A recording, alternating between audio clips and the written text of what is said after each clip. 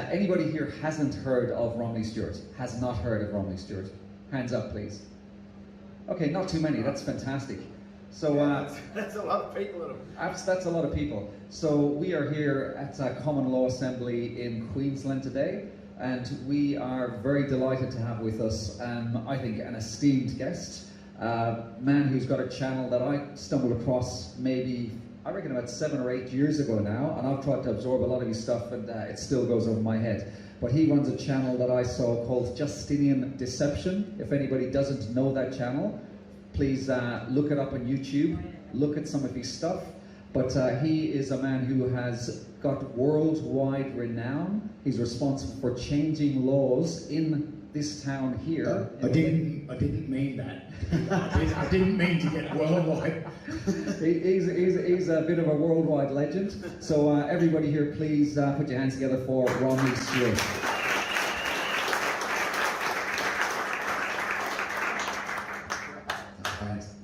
So, I'm having some technical problems there. There we go. All right. So, Rom, what Rom has told us is that some of the stuff we're going to talk about tonight is very controversial. Okay. So, if you guys, if you don't have notes that you're taking, that's fine. If you do, that's great. Also, we're going to record this and we'll post it on our Telegram page as well, so that you guys will have access to the interview again. So, if you need to review any of it. Right, so what we've been talking about here in our assembly, Rom, is, this is a common law assembly. However, we've been exploring a lot of different ways that one of the common law principles is being able to govern ourselves and to get off of the government's dependence. And I think that when we've talked about that principle, that's taken us down a few different paths, whether we've been talking about our food independence or drinking clean water, even the basics, and our financial independence, things like that, breaking away from the big corporate system that's in place. Now, I've kind of come across your strategy, like I said, a little over a year ago, maybe almost 2 years ago now, and at first I was thinking to myself, man, this guy, he's kind of dangerous to them, and I understood a little bit more about what you were saying. That comes back to, I'm dangerous to them, and then I also get that back. Yeah. So I've been in, I've spent many nights in a cell in the local watch house here. I've never been in prison or anything before. I've always been a good, clean citizen, and I believe that that's the way you got to be, a nice citizen, nice good boy. I lived the whole life up till I was 50, and as soon as I started questioning that, it's the first time I saw the inside of a cell, and got the thumping. I felt all the blows of the corporate government. So yes, it's a danger that's been going both ways. Sometimes I feel that over the last 10 years, there's been such a swell of people starting to look and saying, well, maybe this system is not what we've been told, and some people are starting to question it a little bit deeper. And I think that in some ways, even the police now, some of the police have even left. I've got 2 prosecutors that left. The last one on the last big case in 2016 had never seen a thing called a certificate of birth, which is the entering into the system. We're entered into the system, and then we're deceived into the system. There's 2 things: name and surname. There's 2 certificates, 2 bonds or 2 certificates that exist. The first one, we come in, and then they corrupt us into the second. So I was just going to say that Kevin, I don't know his second name, but in that court case, after it, he left the Queensland Police. And I saw him 6 months after the court case. I walked out with nothing wrong. Thank God that the magistrate knew what was going on.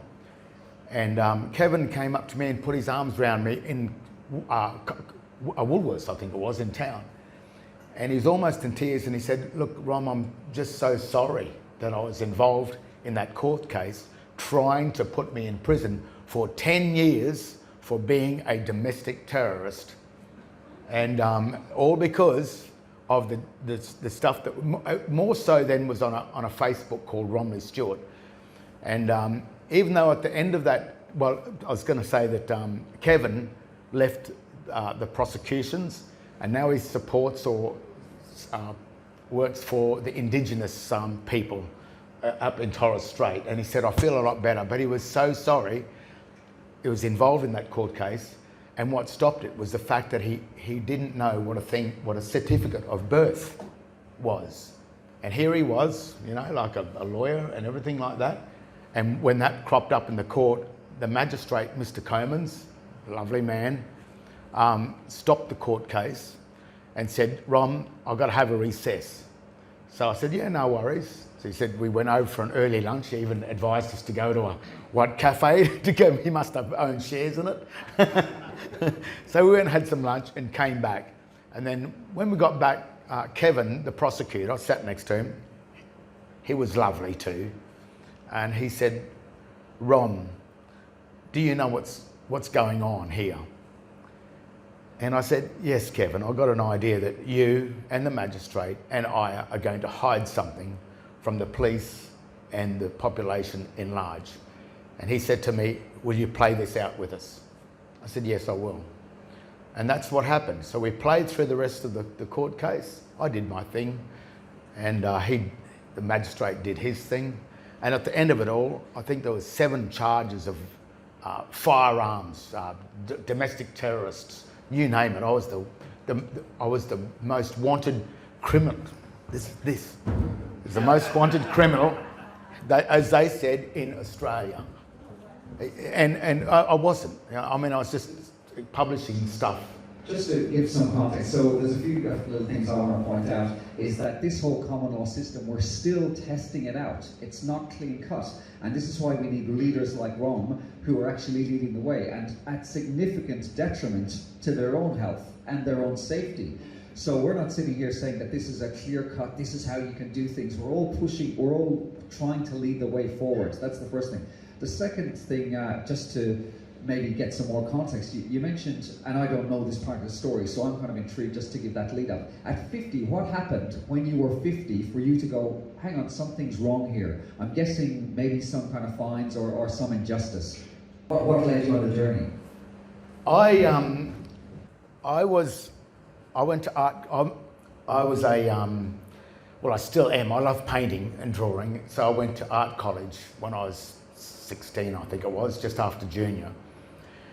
And something strange happened to me because I went through 2 years of applied art, which was painting and drawing. Love that. And I should have brought a painting over to show you what it was. But it's I love landscape painting. But I wound up working in the t-shirt factory as a t-shirt artist, doing all of that. And that's what I spent most of my time.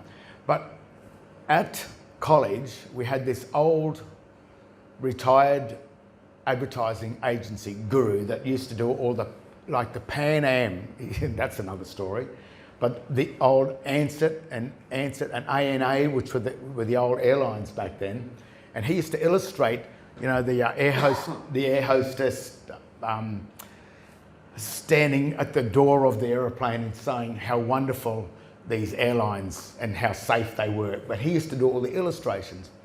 And he said one day to me, he said, we deal in graphics. And I said, oh yeah, but I can read the graphics. And he said, the graphics is a presumption, you can't read it. We only deal in graphics. And I said, but I can read it. And he said, you presume you can read it. Now this guy, by that time, I don't know how he still had a job at like 70 or 75, but he was in there, and he obviously had an incredible background in advertising in the 50s and probably in the 40s and the 50s, doing all these illustrations because the camera work didn't exist to the extent we use today. So everything was hand done, and these illustrations were done this big and then reduced down into the size of the paper ads. So, but that was the first thing that I said, this guy's a lunatic. Why can't you read? I can read that ad. It says how great Pan Am or whatever it is. Pan Am's gone. It got bankrupted after the Pan Am disaster. And that actually is significant for some of my research today as well. But when I thought you can't read it, then I said to him, well, why? And he said it deals with liability. Then so in other words, what we're doing in advertising is it's called a glossary, where we're telling people a whole load of bullshit. That's what advertising is about. And I spent the last year of art school as in the commercial field, learning how to deceive and make people feel good with the golden rules. Even these ads that we see along here, with all the right balancing and everything, you can make people either be sucked into the piece of artwork or not look at it. You can look away if it's not balanced, and if it's balanced correctly with all these golden rules, we used to call it, it made people feel warm and fuzzy and feeling inside, and then they would be captured by this piece of artwork. Well, that was the beginning of finding out that we were dealing with something that was not English. And when he said, you cannot read it, it's a presumption. And now I was only 17, probably 17, barely 18 when that happened. So I didn't understand all of this. But these were the little triggers that clicked off in my head. And then when we started to, we use styles manuals for English. We use styles manuals for Latin. And a styles manual is how do you read and write the English language? And there's a way to do it. And if you don't know it properly, then you're assuming something that's not right. But in the art world, we were using a thing called the Sarah Whitty Manual of Satire. Sarah Whitty Manual of Satire. And what that is it's how to form illustrative cartoons. It was mainly to do with cartoons, but advertising. But again, to keep the whole lot as illustrative and as a picture form. And in that system, it's like if you look at a Donald Duck comic, you can see that the pictures, they move from the left to the right. There's a format on reading a Mickey Mouse comic. And remember, I don't know about you, but we didn't have internet when I'm 67. So back then, we didn't have the comics we used to race down and buy the comics. And of course, we were being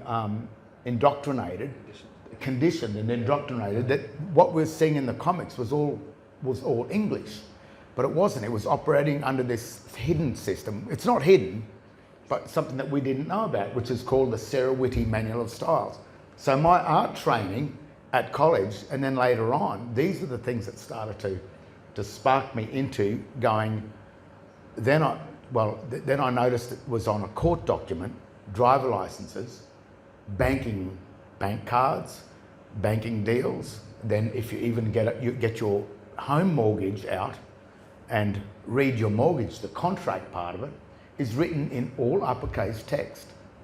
And it's missing, like when you write the cat sat on the mat in English, the first letter of the cat is a capital C, and then the cat sat on the mat, just like we learned at grade 1 and grade 2 at school. But in a banking contract, you see these ads here, these children's ads, what they are on the bottom. If you look at the bottom here, just this green one, it'll say, this is the presumption. Listen to your leaders. Well, that doesn't say listen to your leaders. That does not read that. And there's no English, what do they call a grammarian, or the people that know their English grammar, they will look at that and go, no, that does not read, listen to your leaders. And this is the sort of thing that I was trained to deceive the people. I didn't know back then. It took till I was 50 to start to question what was going on with driver licenses, court documents and everything. So everyone in this whole assembly hill room, you will read that and you will say that reads, listen to your leaders. And if I tell you that does not read that, you will think I'm nuts. And that's it. That's how I've become nuts all this time. Everyone. But finally, some people are going, maybe the guy's not nuts. I even questioned myself. But I did bring something. I'll drag it out. Hang on. Now, if you've seen the Justinian deception videos, this was the key book called, and this is the new, the US Federal Reserve that basically owns all of our governments. Because all of our governments are registered with the US SEC. I think most people know that here. Yep. So they're registered as corporations. I think it's owned basically by BlackRock now. I think most of us are aware of that.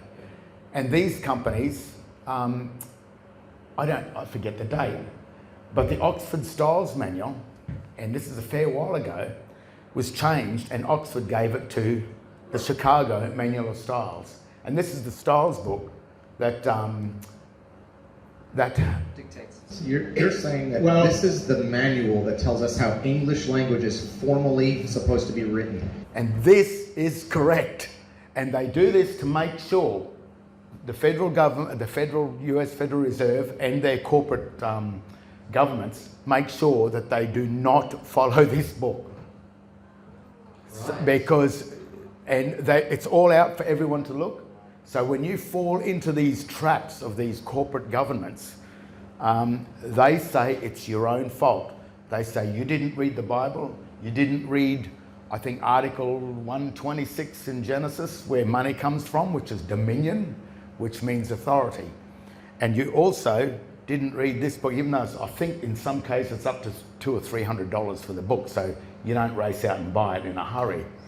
But just to prove something really odd and strange, and to see that this has got nothing to do with common law or anything, this is a satanic deception. Yeah, it's evilish. I don't want to say it's totally evil, but it's evilish. So, and here we go. We'll go to page 666. 666. Are we ready for it? I can't see. Yeah, I got my. Yeah, can you? I got. Okay.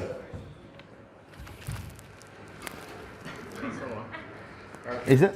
Yep. Is that what you were looking for? Page 666 was the key to cracking the code to this deception, and this is the book where it is. And it's odd that it's in page 666, and the first 3 lines basically says, you could probably read it out for me. Yep. But I'll tell you what it means. It means that 2 languages on one document don't have jurisdiction with each other. And every court document and every banking contract, anything to do with government, puts 2 languages on it. It puts English, and it also uses this sign language that on page 665 over there. Can you read? Yeah. So it says the sign for, quote, a car drove by, end quote, is written as, all capital letters, vehicle, hyphen, drive, hyphen, by. So when you're dealing with a Latin language, when you're dealing with Latin, because what they've done is they've usurped a thing, it's like a Latin language and the English language onto banking documents, driver licenses, anything, even charges that you're winding up with in court. So they've usurped 2 languages into the document, which straight away destroys the document. Because if you get one of these, a banking document, and if you realise that there's 2 languages on there and separate them, the banking document will mean absolutely nothing. You need the 2 languages on that to say, wow, this is. That's what this means. But when you take it and you split it, now this is the book that says you can't do that. So this is the book that just says that banking documents are all corrupt. But if you believe it, if you believe that, you know, you're in. Come in, spinner. And the other thing, you'll notice that even on a banking document, everywhere you sign, the bank will put a cross on there and say, sign here. Well, they just signed it. They just signed it. You go, no, you signed it. And boy, well, you know, they'll shit themselves without saying that. So I'm going to read this for you, just so you know what it says, actually. The first 3 lines. Yep. Yeah. It says, this is the following from what I just read. One obvious limitation of the use of glosses, Which are those? Which is those right there, from the spoken/written language to represent signs, is that there is no one-to-one correspondence between the words or signs in any 2 languages. There is no one-to-one correspondence between those words and signs. That took me 10 years to find that stupid book. 10 years just to and when I found that. Now, some of you might remember a girl called Gail Kelly, and she was the CEO of Westpac, probably 5, 6, 7 years ago.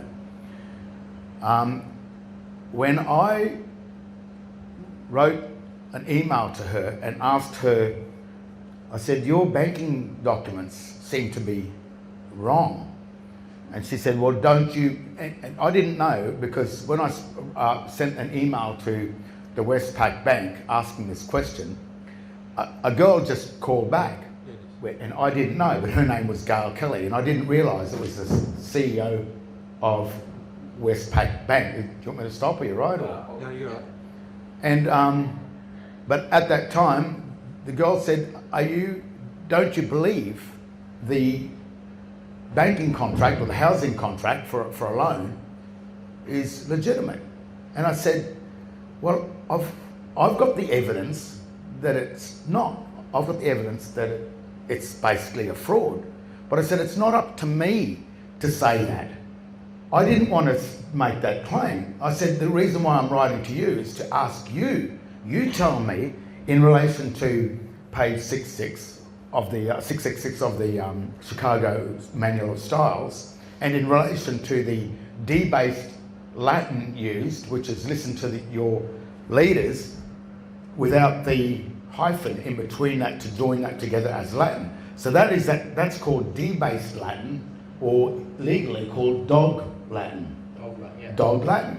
So they've not only put Latin and English into this, they've incorporated a debased Latin onto their documents. So it was really simple. I just said to Gail Kelly, it's not up to me to make any claim. I don't want to make any claim. But I said, you work for the bank. You're head of the legal department, as I assumed. I didn't know she was the CEO of Westpac. But I said, I'll give you 14 days and you can respond and you tell me if it's a fraud. Well, I think within 30 minutes, I didn't have a credit card left. My bank account is gone, and my mortgage has gone, and Gail Kelly did not respond. But the next night, I was sitting there and watching television, and the CEO of Westpac came on, and she said on the television, when I used to watch television, and she had resigned and forfeited something like $30 million of another 4 or 5 year of a contract, because they get paid millions of dollars. And it was just through personal reasons. She quit the next day, and no one responded to the questions about is the banking contract a fraud. Right. And just one more thing, when I did some research, if you put Gail Kelly into Wikipedia, you will find out the date she left. She got my letter 1 day before that. And when I found out where she worked prior to being the CEO of Westpac Bank, she was a Latin teacher in South Africa. So she knew darn well. Of course, they've got to know this. If they're a CEO of a bank or a corporation, they have. You wouldn't get to CEO if you didn't know this stuff. So Gail Kelly just went bang. I'm CEO. I'm out of here. I'm not answering that question. So what I did? Just to fill in a couple of steps. How did you get onto the fact that this book carried so much weight in relation to the journey you went on? I missed that little step there. This book is the official styles manual used by the US Federal Reserve, and the US Federal Reserve is the Rothschild private banking system that owns all the banks in Australia. And to pull that back, how did you find that out? Most people don't even realise the Federal Reserve is a private, family-owned business. They think the government's own it. Yeah. What started that journey off for you to actually even inquire that this existed and to look at it? Well, that's why it's been so long. Yeah. But what happens is when you're on a thread, I guess you could say, that just one thing slowly led to another. And the money trail wound up with the US Fed, but really I'll cut it real short to the money trail. It goes to the Vatican, and if you put the word Jew in the Black's Law Dictionary, the Jew is. I thought the Jews were those guys banging their head on the wall in Jerusalem. I thought that's the Jew. That's what we're led to believe. But in the Black's Law Dictionary, the Jew is the banker. It says Jew is a banker. So the banker, you go, well, who's the banker? It's the Vatican. And why is the Vatican the banker, and where do they get the money from? Well, when you're born in a hospital, the first thing they do is rip you out the back and get your soul print, and put on a piece of paper. And then that goes on the back of a thing called the certificate of birth. So when they say the Vatican is robbing your souls, they're literally robbing your souls. And what they do is they give you a warm, fuzzy soul in return. And the warm, fuzzy soul is the spirit. You get that nice soul. I've got this spirit. Well, that's dead. It says a spirit is dead. So they've traded your living soul from your heel print, and the minute you change from your certificate of birth and apply for a state birth certificate, then you become dead, legally dead. Even if you put in the Interpretations Act for the government and put in child and birth means stillborn. Child and birth means stillborn, and stillborn means not moving, meaning you're dead. So the big Moloch, and this is another side of me that people go, oh, you're off you're out there, man. Moloch sacrifices the children. That's how it's been going for years. They sacrifice the children, and we do hear a lot about that sacrifice stuff. But we've got to be careful that sometimes that is not pushing our heads. Oh, look at the sacrifice of the children. When every one of you that's got a state birth certificate have been sacrificed, and you are dead. You're legally dead. And when you buy a home, you only hold the legal title of it.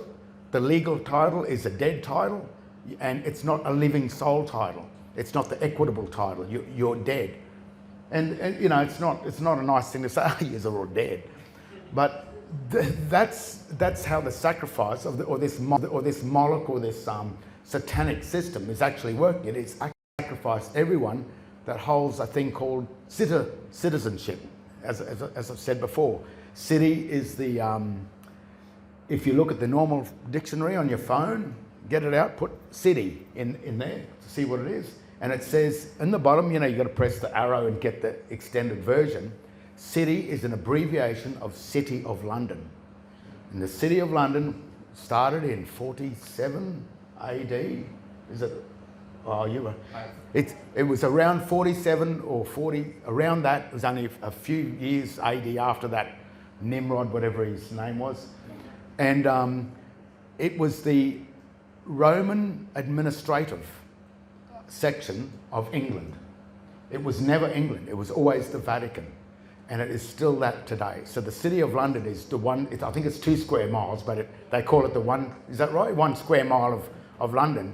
And that's the administrative part of actually the whole world. So anyone that becomes a citizen, city is an abbreviation of the City of London, and the Zen part is a word that means to take upon oneself and, believe, the Zen stuff, But it also says to go against the scripture. So when you become a citizen, you have become an Antichrist, the member of the Antichrist. And the Antichrist is the Vatican and the 1 square mile, and it controls all the corporations and everything from those, the Vatican, and then of course the Vatican. Yeah. Can I ask you another question, Ron? It's weird stuff, and it's stuff that I don't like to say it. I haven't said it for the last year because it's just awful, and I don't like telling people, this satanic side of thing. But sometimes you just have to know your enemy, and if your enemy is Satan, you've just got to figure him out, or whatever it is. And there's a lot of evil people, and it's also been going for many years, like thousands of years. The Order of the Eastern Star, which is it's the woman's side of the Masonic system. The Order of the Eastern Star. The Eastern Star is, I think, about 8 light years from, I think it's the next system out. So according to them, I don't believe all this stuff, but according to them, this control system that we've got is from a solar system 8 light years from here, and it's been imported into this planet. Now, that stuff, I go, yeah, well, I'm not going down that path. But according to the Masonic system, this weird, crazy system that doesn't make sense at first, but it does make sense, and that's according to them, that's where it came from. But they're probably just trying to blame. We got it from over. We didn't do it. We didn't. We're not evil. It was them over there. So it's one of those things. Now I'm gonna bring this back a little bit to this concept of our birth dates. There's a lot of shipping terms that get used when they're talking about us, and the concept of a trust. Okay. Now, I've spoken to you before a little bit about this, but a trust is actually coming from a naval or a shipping type of concept. And first, can you tell us a little bit about that? Now, trusts. The world government, you've probably heard this. We've got the New World Order, but I have a feeling that the New World Order started in. Sorry, I'm out of the camera now. I want to go hang with the. It's called the Unum Sanctum. Yes. And who's that? Oh, there's a guy that I can't remember his name, but I'll think of it.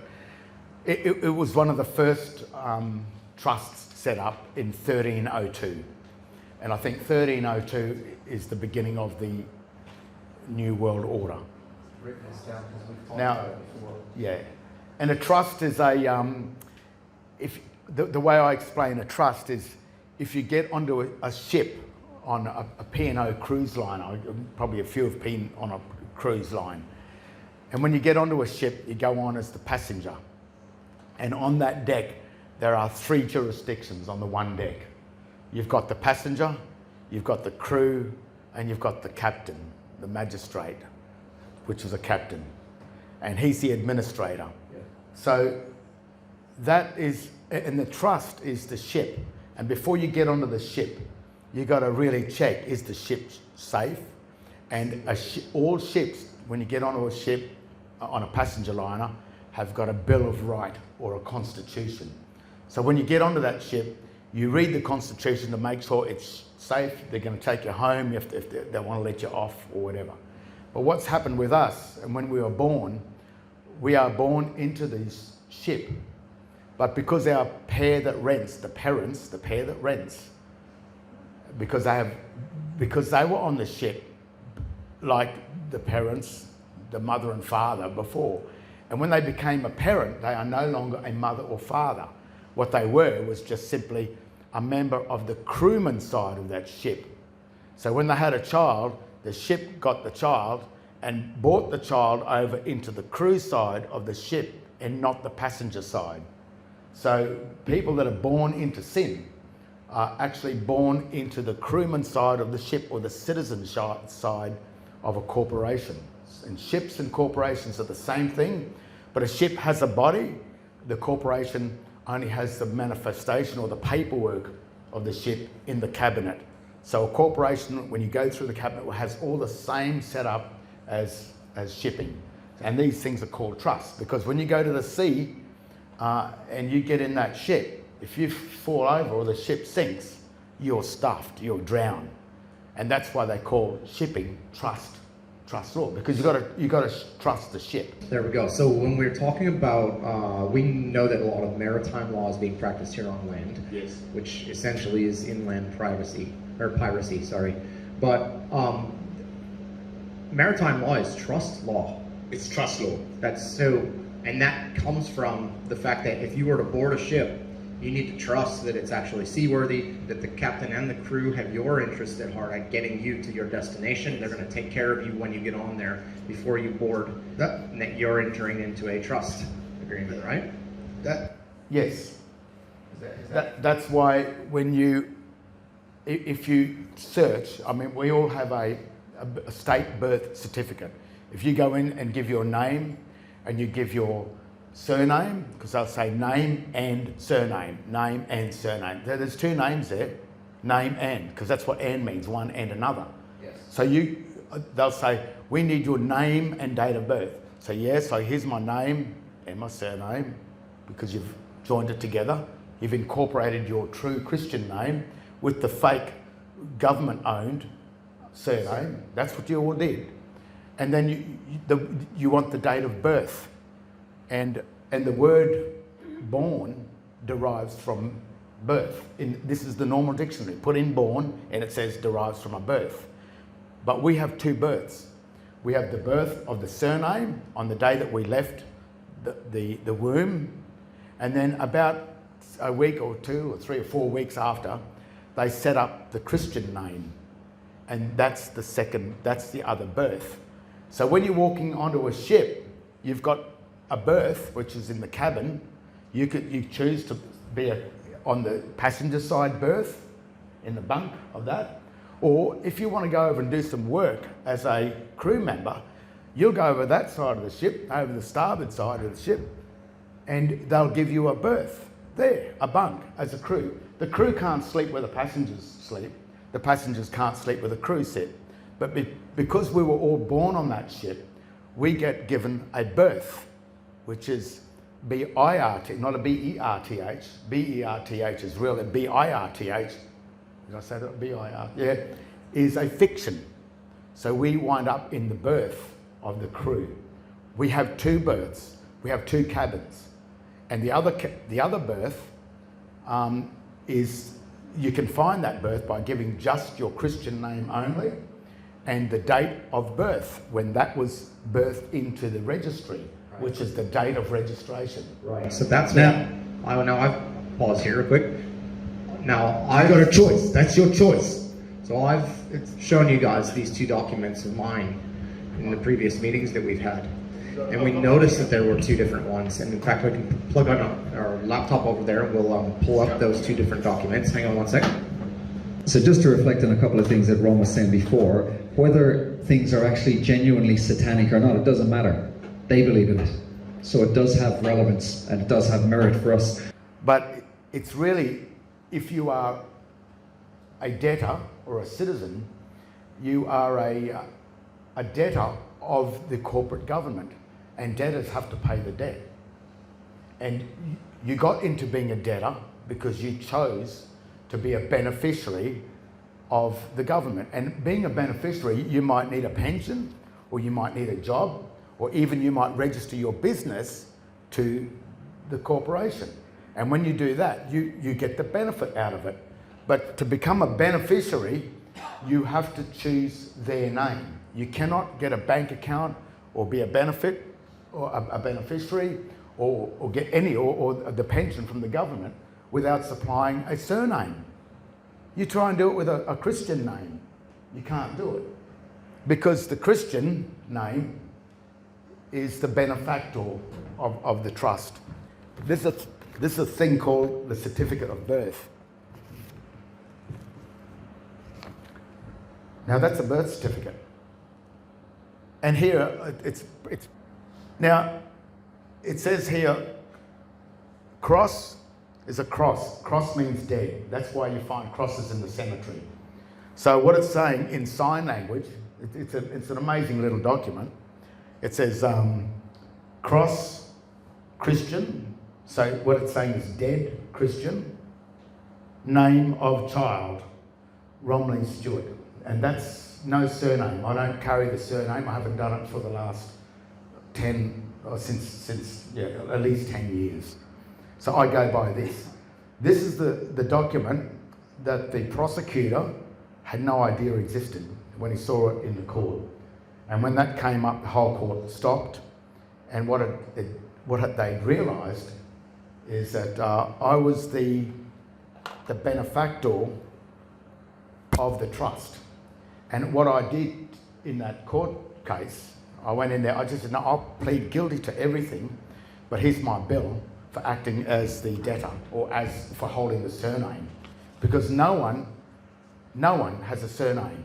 A surname is something that you've chosen, you've been given, and even on your certificate of birth, the surname will be written in all uppercase text or Latin, and if it's not written in that, it will be italic, which means symbolised, or underlined, which means symbolised or italic.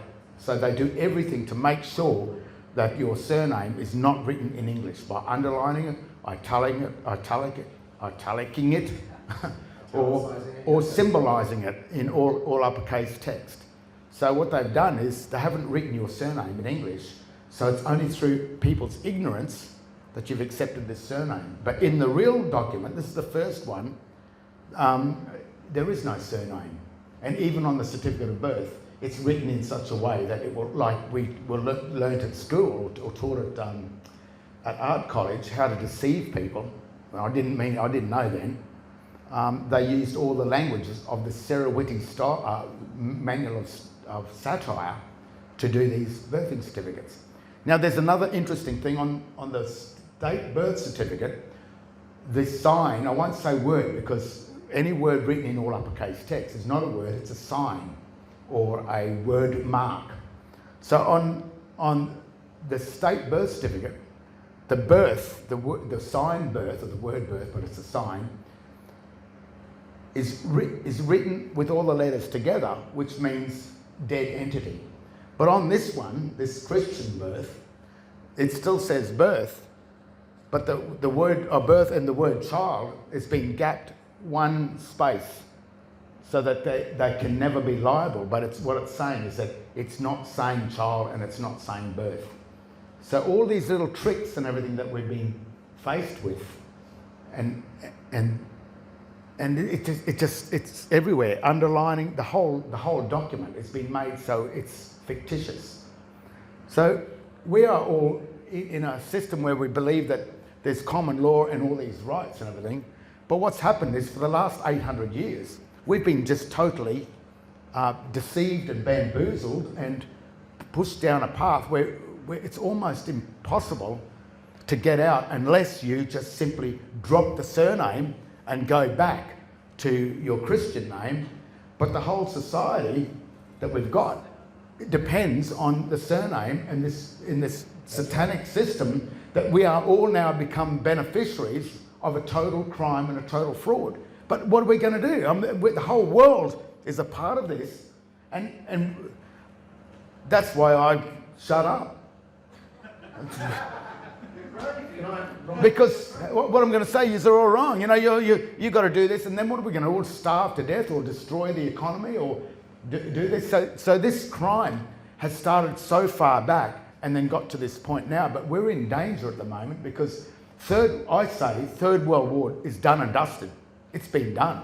Because in 1953, more stuff that we found out with lockstep and all this stuff, but I think it was silent weapons, but there's another document I read. The Third World War was going to be a quiet war, a war that was quiet, silent weapons for quiet wars. So that means the Third World War will be conducted before we even ever wake up to the fact that it's been done. And another thing that I went quiet is because I was a big I wasn't an anti-vaxxer, but I knew that this was the vaccine was a Third World War, and it was good.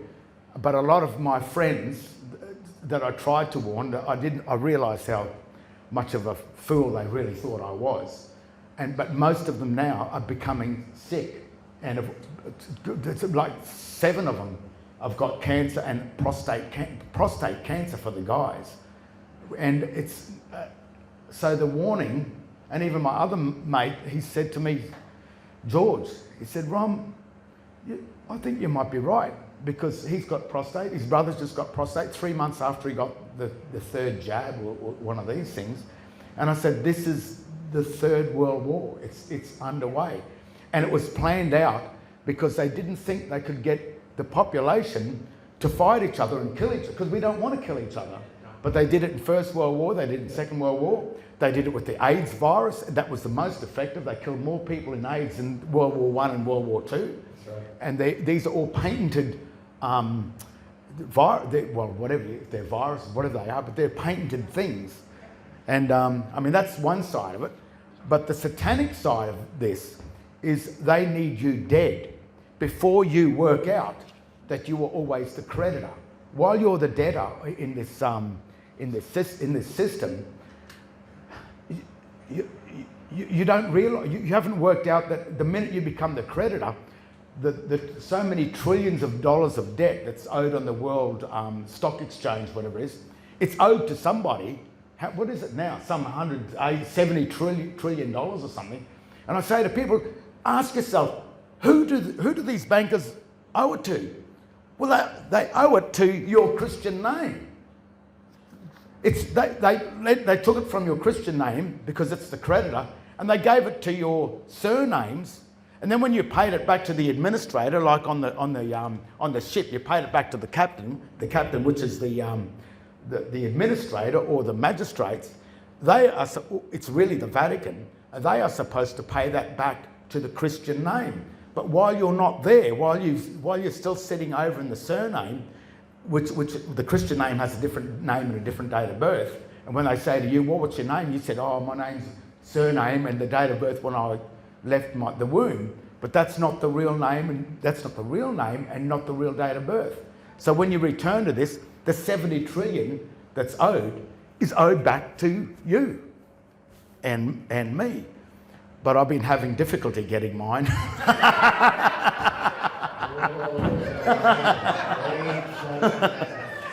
and that's because no one was meant to work it out. And I think this is what's his name? Edward Mandell House. Yep, with Woodrow Wilson. I think they had a bit of a fallout after this. And he said, not one man in a million will work this out. And if one man does work it out, they will, ridicule. No, they just make a fool of him. And you know, this I have felt this. I've felt it, but I've become so used to being a fool. It's kind of cool. And you know, it's you know what I mean. It's not. Oh well, I'm a fool, I'm a fool. But I didn't take the vax because I knew that was going on. And in a courtroom, the way to handle the court is go, yeah, would you like me to act as the debtor? Would you like me to hold the surname? Because when you take this into court, this is what the magistrate did when he saw this. He said, no, that can't be in here. And I said, it's too late, Mr. Comans. I said, it's too late because the prosecutor was holding the certificate of birth. The prosecutor was holding the state birth certificate with all the debt on it. And I was holding the certificate of live birth. So what he had in the room, in the one courtroom, he had the evidence of the debtor and the creditor. He had a problem. He's going, oh, what about? Oh. And this wasn't on that side, and that wasn't on my side. That was held by the prosecutor. And the prosecutor, when he looked, he said, "What's this? What's this?" I said, "This is the real birth certificate." I said, "I think you're holding the debt. That's the debt." And I said, "Someone must have applied for that." And he said, he just, at that point, he did this to the other one. He went like this. Ah! He knew he was holding the debt. And then he said, "He did it, Your Honour, he did it. He's the one that applied for it." And he pointed over at the head of CIB. That was the one that brought all these charges against me to try and stop me from publishing this stuff on the net. And that's when the court case was just shut down for a recess because the debtor and the creditor was in. But I was saying that to Mr. Comans, the magistrate. I said, I said, "Is it burning your eyes, Mr. Comans?" Because I was prepared. I said, "No, I'll act as a debtor. Do you want me to take the surname? Because I don't have one on here. I don't have a surname. No one has a surname, but do you want me to take it? I'll do it. But it's going to cost you," I think it came to some ridiculous amount of money. But it was still, I charged, I think it was wound up at $7.5 million. I said, "You give me the $7 million and I'll plead guilty. And you can do whatever you want." I said, "I'm not going in, I would not plead not guilty, because a not guilty plea creates in the trust law and in military law, which are trust and shipping, if you plead not guilty, you become the belligerent of the state. The minute you become the belligerent, you are deemed the enemy of the state. So any person pleads not guilty becomes the enemy of the state, and you will pay the court cases and everything." But I said, "Oh no, I don't want to plead not guilty. That would make me the enemy of the state. So I'll plead guilty, but I will charge you $7 million. So how about that?" And they said no. They didn't want to do it. And you know why? You know why it is? You know why I did that? Because the government's not a government. It's a company. It's a corporation. It's not there. It's the government has been, someone stole it. It's not there. And the sad bit about tonight is just that I didn't want to come over and wreck the common law, the effort that people are making to get involved in common law, because common law is the real thing. But we are just not. While you hold these surnames and while you are a beneficiary of that corporation that is foreign to this land here, they assume that you've accepted it. So the hardest part is, well, what do we? We've got to drop all of that. Yet it's paying our pensions. It's paying all this sort of stuff. And the reason why they want that type of government is because it's tyranny. You are charged with, when they charge you, you've been charged without a trial. In a normal common law court, you can't be charged. You've got to be accused, and before the charging, and they just send you the charge. There's a charge. And because you're in the military, that's what you are. A citizen is a military account, and when you're in the military, you have to do what you're told. So they charge you, you've got to pay the debt, and you've got to pay.